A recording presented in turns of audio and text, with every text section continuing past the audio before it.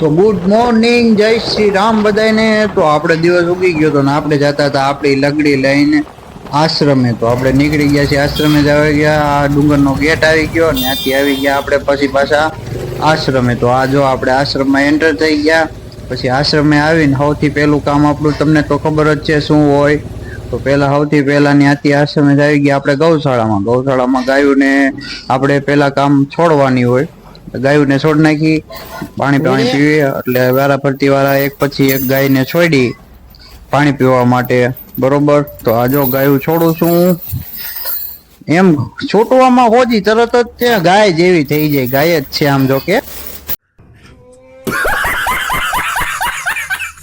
પછી પાછા આવી ગયા આપણે ઓફિસે ઘડીક થોડાક ચોપડા લખી નાખ્યા, હિસાબ કરવાનો હતો એકચ્યુઅલીમાં। પછી ઓફિસમાં ચોપડા લખી નાખ્યા। ત્યાર પછી સુનિલ દાદા આવી ગયા હતા, દાદા ભેગું આપણે બધા ચા પીવા। ચા તો આપણે જોઈએ તે તમને તો ખબર જ છે, તો પી લીધો ચા। ઓ ભાઈ, બીજી વખત તો ઉતારો જ પડે ને ચા પીતા હોય ત્યારે। પછી આપણા ઈશ્વરભાઈ ગયા હતા ધોળકા, તો એમની જગ્યાએ ગૌશાળાનું આજનું દેખરેખ આપણે રાખવાની હતી। પછી લીલું ઘાસ કાપી નાખ્યું કટર મશીનમાં। આપણે ઘાસ કટર મશીનમાં કાપીને પછી ગાયું નાખવી છીએ એટલે બગાડ ઓછો થાય એના માટે।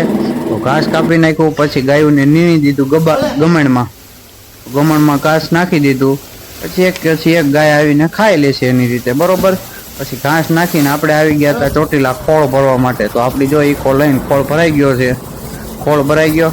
પછી પાછા આશ્રમે આવ્યા તો જોલીમાં ફોન આવ્યો કે હરપ આવ્યો છે। તો પાછા હરપ પકડવાનો ધંધો આપણે કરવી જ છીએ ને ભાઈ। તો હરપ પકડી લીધો છે સુનિલભાઈ। ઓ ભાઈ પછી પાછો હરપ મૂકવા અમે ગયા, હરપ મૂકી આવ્યા। પછી આવો કઈક મિની વ્લોગ હતો, આ હરપ ને મૂકી દીધો જંગલમાં આગે। આવો કઈક આપણો મિની વ્લોગ છે। તો કેવો લાગ્યો લાઈક ને કોમેન્ટ કરજો, સબસ્ક્રાઈબ કરજો।